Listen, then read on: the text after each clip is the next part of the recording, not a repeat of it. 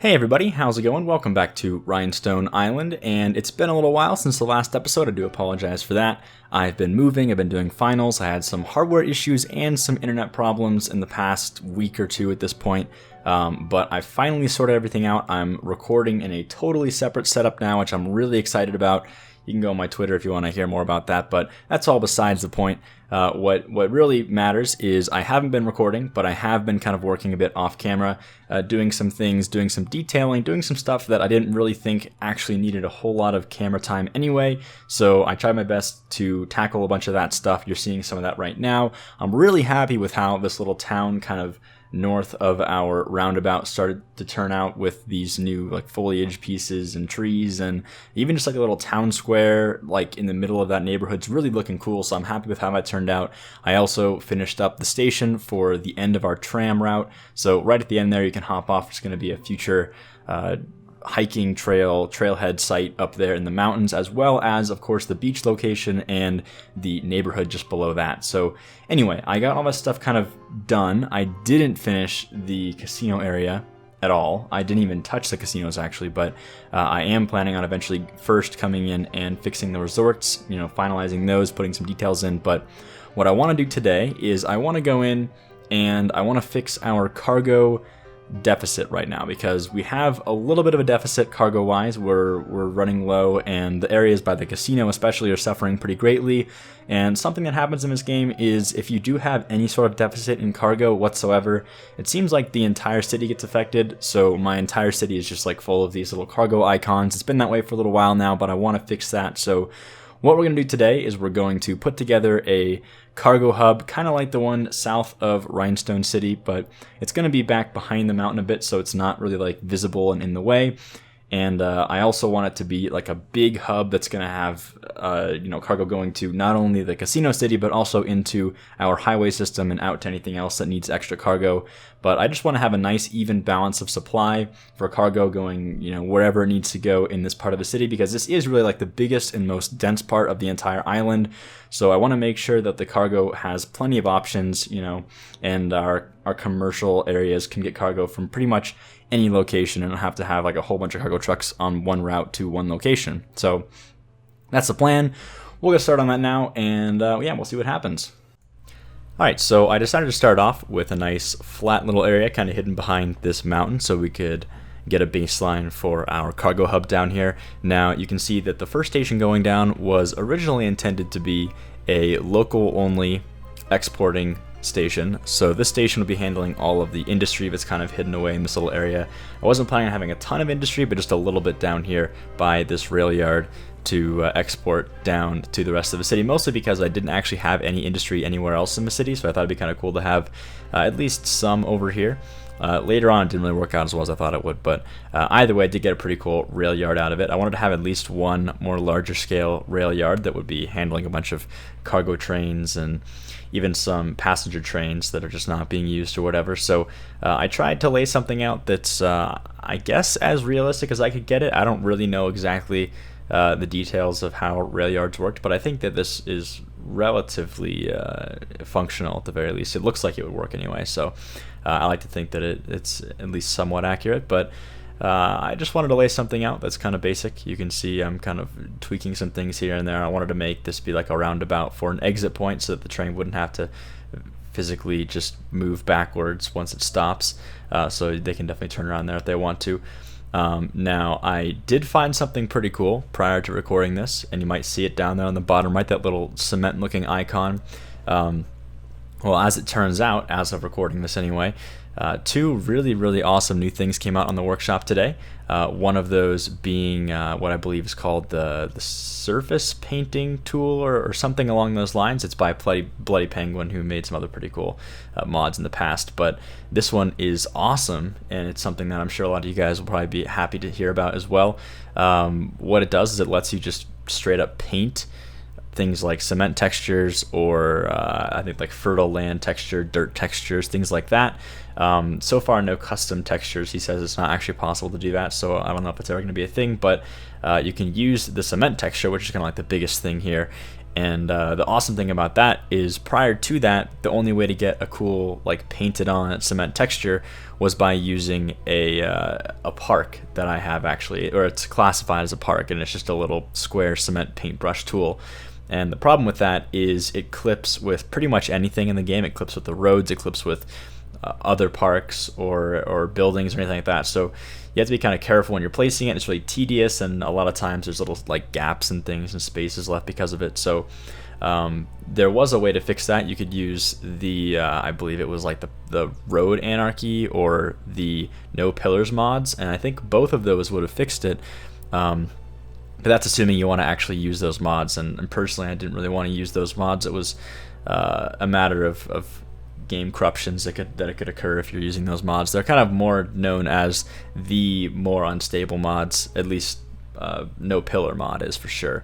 It's just easier to break your game with that mod. It's really easy to do things the game's not supposed to do and cause your save to be corrupted. So I never used it, but this is awesome that we have this now. So you'll see me use it a little bit later on. But as you can see, I just put down the other cargo hub there, and it goes directly out into the ocean. So the purpose of that one is to be a direct line. It's going to immediately transfer into the trains, or the cargo trains, and you can see right now I'm making a little connection between the importing cargo dock and the just regular train connection for cargo. And then from there I'm going to connect both of these into the main part of the other station we just worked on earlier down near downtown Dale. So once that's all connected, we'll of course go to the line which goes straight into the rest of the city, and we'll have a connection all the way in there. So you can see this is the part where I'm putting down the line that goes out back and over there again. But what happened when I was trying to make the local industrial area is I realized that there was no way for any people to get from just the regular part of a city or wherever they're living to this little outpost area, and I intentionally didn't put any roads down. The idea was it would be entirely rail, it would be totally isolated, and it would be pretty much self-sufficient as it is. I wouldn't have to be, moving anything in or using roads to get anything in. It's all rail and it's all self-sufficient. So because of that, I couldn't get any people to go and actually work in the industry zone. I thought that if I did like a pedestrian line, or I say pedestrian, I just mean like a civilian line, I guess, that moves in that direction, maybe they would commute to work there. But for some reason, I just really couldn't get anybody to work in those factories.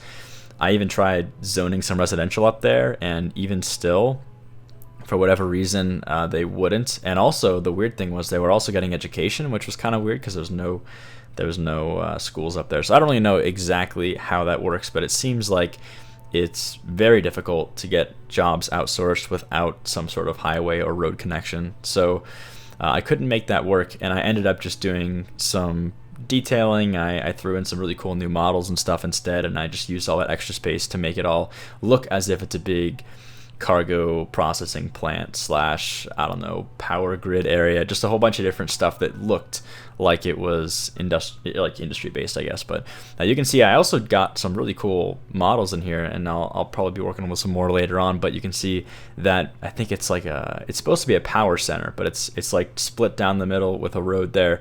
That was pretty cool. But I got some really cool other sets as well. Going along with what I was talking about earlier, there was a really awesome pipe set that got released very recently. Actually, it was the day that I was recording this, so I played around with that a little bit. It's pretty awesome. It's like a big modular pipe set.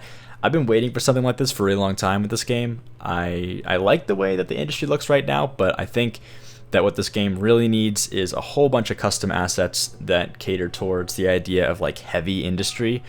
I know that there was quite a bit of custom assets for SimCity 4 that made that game look awesome industry-wise. You could put down these like huge cement-looking buildings and have a bunch of pipes everywhere and big smokestacks and all that stuff. And I really like the way that looks, so I'm pretty happy to at least see this modular pipe set, and I'm excited to see what else comes along with that. Now right here you can see I was trying to make like a winding path that would connect back over to the original area, and I actually played around with this for quite a bit. I'm not sure how much of it I kept in, but I wanted to make a big winding roundabout for the train, and I eventually made it work, but this circle was incredibly just frustrating and annoying, and I really wanted it to be a nice circular looking circle. I don't want it to be like oval shaped or messed up or not consistent in any way. So I played around with this a lot, but I thought it was a pretty cool concept, and when it was all done, it ended up looking pretty good. And I think from there, I'm probably going to go in and use some cool props and throw in some rocks and stuff and make it all look nice and clean and finished and polished. But I like the way it turned out. I think it was a pretty good solution because I really didn't want to have too steep of curves or too steep of hills on this track, just because it's like a whole bunch of cargo trains moving through, and it looks kind of weird to have them hopping around little bumps and stuff with these huge, cargo loads. So that was my solution. I think it turned out pretty good. Now I might in the future try to make some hiking trails up here. I don't know if I'm actually going to do that or not anymore with this new train line location, but you can see it actually turned out pretty good in the end. So I don't know, we might not need to do that either way. But here I decided to throw down some of these seawalls and see if we get like a nice clean looking edge for where all of our water's going to go. You can see that clearly now, that big building I was talking about earlier, and it actually produces power, which is kind of weird. I didn't know that was going to produce power. I think it's supposed to be some sort of like power plant, but who knows? I don't really know what it's actually for, but it looks really cool. To me, it looks like a big shipping or processing plant. That's why I used it, because I like to think this is like a big processing location where all these shipments would come in and they would process them and send them out to the right location. And speaking of that, something really awesome that happened is I expected this to solve our cargo problem, but it really solved our cargo problem. Like immediately after hooking it up, we just got a ton of traffic, a ton of train traffic, a ton of boat traffic. When I say traffic, I mean on the rails, not in the actual city. And it's really awesome to see this thing being used so much. It seems like it worked really well. It solved our problem, and now there's absolutely no cargo deficit in any part of the city, which is pretty awesome. And here you can see I'm using these little custom pipe things now. I wanted to play around with these a little bit, and I think for my first time using them, it turned out pretty okay. But I definitely would like to use these more in the future. I do kind of wish that, I know that they don't put really long or really like distant LODs on these types of objects, just because they're kind of detail oriented and you wouldn't want to have them just rendering really far away from wherever your camera is. But I kind of wish that at the very least there was some way to like change that or make the LOD a little bit further out, or render the LOD further out. That way you could still see them at some sort of distance, because as of now you have to be pretty close to actually see these pipes. But I wanted to play around with these pipes. I also put down one of those like heating pipe buildings from Snowfall. I know it's not really relevant whatsoever to this city. I mean, there's no reason we need these like pipe heating whatever, but I thought it looked pretty cool. I think that it just looks really awesome. That's actually 100% the reason why I put it down, but I think it looks good. I'm happy with the way it turned out. I tried to make this little outer area of that building, whatever it's supposed to be, like this power building, look more like a shipping area. I put a whole bunch of like parked semi-truck trailers in there, and I threw some more pipes across. And I like how the pipes kind of connect the buildings together. They looks like one big giant plant like that. I tried to use variation, put some tanks down, connect the pipes all together and move them down and connect them to other buildings and things like that, just to make it all look like it was one interconnected plant of some sort. Now I have noticed the same thing with these pipes happens with I don't know, like hedges or fences or anything, where when you place them down, it just kind of like randomly offsets them by a little bit whenever you click. I think it's just like something with the game mechanic and the way the prop placing works, but it's a little bit frustrating with the pipes, because it seems like half the time it will line up perfectly, and then you click and then all of a sudden it kind of shifts it over a bit to the right or to the left, and you can see some of them aren't really perfect whenever I'm done, but it's close enough, so I kind of keep it for the most part. But here I'm finishing up the pipes. I just wanted to make this big pipe plant thing look like it was kind of the centerpiece for all of our pipes, sending them out to all the different areas around this little plant. And here I'm using this surface painting tool, which is super awesome. Again, you can see I filled in all those different areas of cement, which is pretty nice.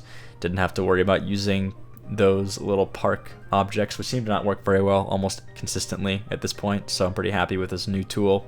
Really awesome, really well made, so props to Bloody Penguin for that. He actually makes quite a few awesome mods, so if you haven't checked him out on the workshop, you definitely should.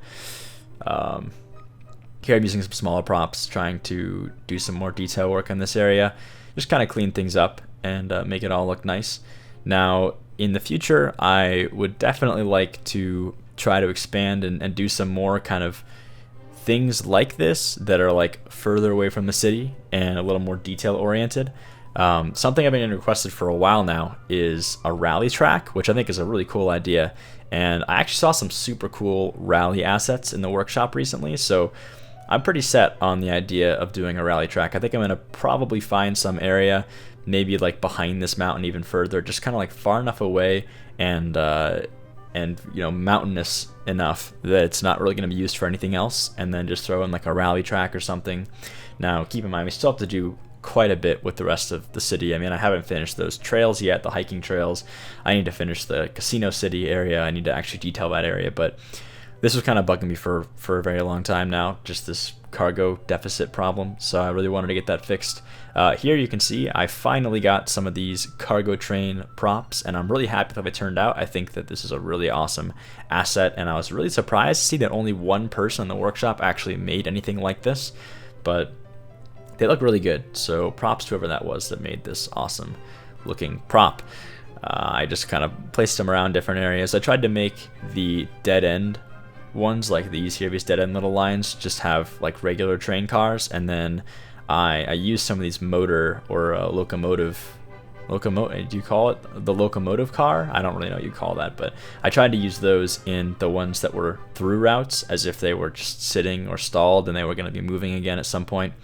And I tried to, for like the larger load, to put down 2 locomotives or whatever, but I also used this little back section to be kind of like a storage location for some of our passenger trains, because I mean, I guess this line does technically connect to the passenger line all the way at the end there, even though the thing actually runs up here because there's no passenger station. So that was kind of cool to have some passenger cars just sitting up there. And then I just threw a few more of these in here, tried to make them move in with the curve and stuff, which I think was kind of cool as well. And I also later tried to use a couple of these cool crane assets to hang over this big rail yard. I thought it'd be kind of cool to have big cranes that could be unloading and loading the trains as they move in. Here they are right now, and I don't even know where this blue one came from. I know the red one is just straight up from the cargo dock, but the blue one's really well made. I'm pretty happy with that one. Again, though, the one problem with it seems like pretty much every single model that is industrial based is, for whatever reason, the l.a.g renders renders super fast. Like you're very, very close to it whenever all of a sudden everything de-renders, which is kind of annoying, but not a huge deal. I mean, when you get close up, it looks really good, so I'm pretty happy with that. I tried to use some of these cargo containers to kind of fill the areas a bit and make it look like there's lots of stuff being stored in this little facility, and I tried to make it relatively realistic. I don't actually know very much about how these sort of big shipping container areas work, but from what I could kind of gather, it looks like they just kind of stack them in rows like this, and then they have these big cranes sitting over them that can drag them up from the row and drop them onto trains or anything else. So I try to do stuff like that. I also got some of these cool looking like big piles of, one of them's cement, one of them's iron ore, and I think the last one's like dirt or something, and throw in some front end loaders just to kind of look like we're managing some sort of other raw materials. I don't really know what that would actually be, but I thought it looked kind of cool. Just trying to make this area look like a big facility if it's being used. And the thing that I love about this is, I mean, it's fun to add all these aesthetic things, but this station actually ended up being the most busy cargo station of all the stations in my entire city right now, which is really awesome. So I love when that happens. That's probably like one of my favorite things in this game. It's just whenever you make something and you put a lot of time into the way it looks, and then it gets used a ton, and it's actually super effective. I love that a lot. So I was happy with the way it turned out with this one. So now I'm just trying to smooth out some of the corners where all of the trains are going to go so I can put down some of these rocks. I wanted to make everything over here look really nice and pretty, and just like a nice thing to look at, because for the most part it's just like a train route, so I wanted it to all look nice kind of around the train. Try to put some rocks down and all around near this facility as well, and I like the way it's turning out. I think that the rocks really did a good job of making the whole area look a little more tropical. I tried some other new assets as well with the landscaping this time around, and I gotta say I'm really happy with some of the new stuff coming out, and I'm still trying to keep with the mentality that I did in Fluxburg. I don't know if you remember this, if you even were around for that, but back when I did Fluxburg, something that I always kind of thought was cool was to leave things that I did a long time ago the way they are, not try to upgrade them all that much. I mean, I've gone back and touched up on a few things occasionally, but for the most part, I kind of just leave the detailing the way it was whenever I made it, months ago or whatever, whenever I started certain areas. And then you can kind of look back on things that you made like a long time ago and compare it to newer parts of the city. And I think it's really cool to see progress and stuff like that. Not all of it is progress made just from becoming better at the game, but I think a lot of it even is just newer assets and things like that. But that's something that I kind of was a little bit on the fence about. I didn't know if I should try and go back and use some of these new foliage pieces and some of these new industrial pieces to try and make the other cargo station look up to par with this one. I might go back and throw in some different details so it at least looks a bit less barren, because compared to this one, the other cargo station was like literally just the stock to cargo facilities, and then I think I threw in like one or two of those big cargo shipment stacks or whatever, and that was about it.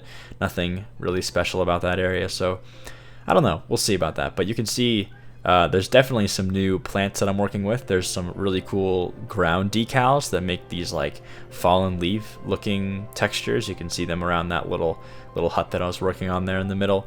Just trying to add some kind of fun, interesting things around this rail yard so it's not just like a big empty abyss. I also combined the ground texture with a bit of just like alternating sand texture, and then on top of the sand texture I tried to throw in some of that like leaf texture and some of the cobblestone decals, just the different decals that I got, and then I threw grass on top of that, and I think that really did a lot to make this area look a bit more alive and a bit less like a big green patch with a bunch of rail on it. So really happy with some of the new stuff coming out in the workshop lately. You can see all that grass and that dirt and everything kind of combining together in the middle of this little rail yard. And there's the cobble that I was talking about, little cobble decals that I think look pretty cool. They look kind of like rough ground or something, so I thought I'd try and use something like that. And now I'm just throwing down a bunch of different plants and things, trying to finish up the foliage job and the detailing over here. And I'm really excited to get back to the hiking trails. I'm kind of actually happy that I waited this long to work on them, because now that we've got some more foliage in the workshop, more really awesome textures and decals to use to make this area look nice, I can really get in there and make some cool looking natural areas with that.